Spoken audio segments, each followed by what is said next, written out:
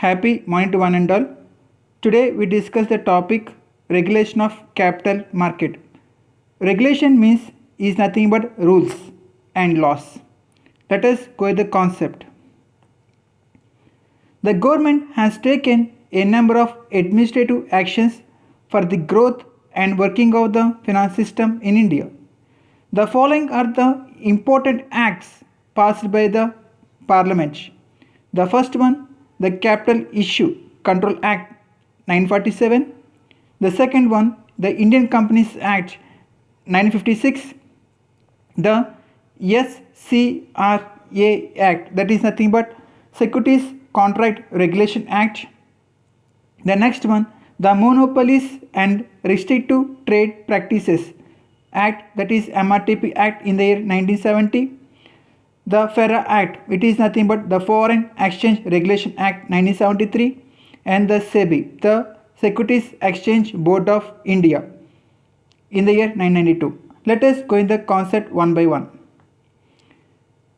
The Capital Issue Control Act 947.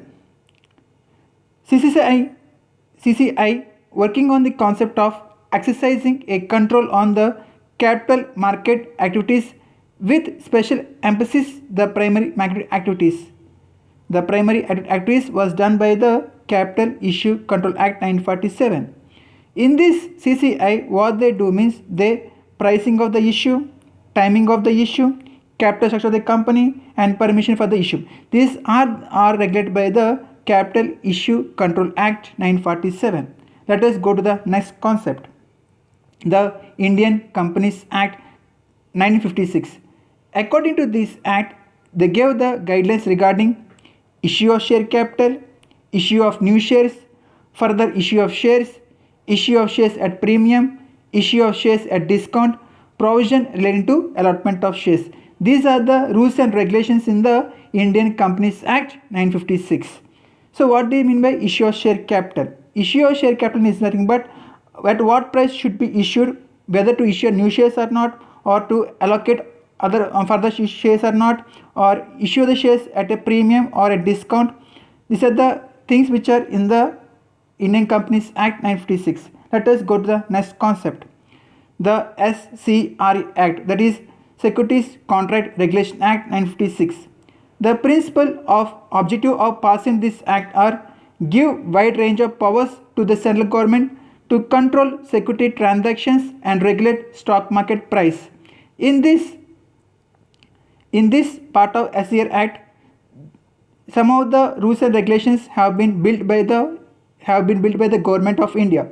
The first one is creation of well organized and efficient securities market, reform and improve the working of stock exchange. Next one, check the exercise and undesirable speculative activities, ensure protection to investors, and assist economic development through channeling savings into investments. These are the rules of the part of SCAR Act. And also the main theme of SCAR Act is to develop the stock exchange and to develop the savers and develop the investors. So this is the part of Securities Contract Regulation Act. Let us move the next concept. The next concept is MRTP Act, that is Monopolies and Restrictive Practices Act 1980. The objective of MRTP Act are, that is to control monopolies and to regulate monopolies with trade practices and to regulate unfair trade practices. Unfair trade practices is nothing but wrong advertising. So if the company gives the wrong advertising about of their company, according to the MRTP Act, they take the action on the so-and-so company. That is the about of MRTP Act. The next one is FERA Act. FERA Act is nothing but Foreign Exchange Regulation Act 1970. FERA was passed in the year 1973 to regulate foreign investment in Indian industries. The important provision of this act are any investment in India by foreign company have to be made only with the approval of Reserve Bank of India. And second one is proposal for issue of shares including bonus, non-resident shareholders, and transfer of shares by non-resident shareholders to Indian resident need the approval of Reserve Bank of India. And third one is remittance of dividends on equity to non-resident shareholders is permitted in certain cases without the approval of Reserve Bank of India. Let us discuss all the points. The first one says that any investments in India, for example, if a foreign company is there, the foreign company wants to do the in Indian country investments, so they have to take the permission from the Reserve Bank of India. And second point says that, for example, a non-resident shareholder is there in another country. If the shareholders to be transferred to one person to non-resident to another person, they take the approval from the Reserve Bank of India.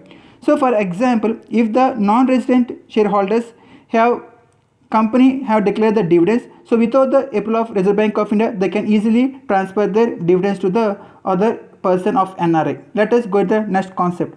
The next concept is about Sebi Act 1992. The act was implemented in May 1992 and replaces CCI Act, and it aims to regulate the following. CCI Act means is nothing but Competitive Commission of India, and the Sebi Act regulates the 6 points. One is primary market activities, secondary market activities, intermediaries of capital market, companies, investors, and structural changes in capital market. These are all the control of the Sebi Act. And thank you.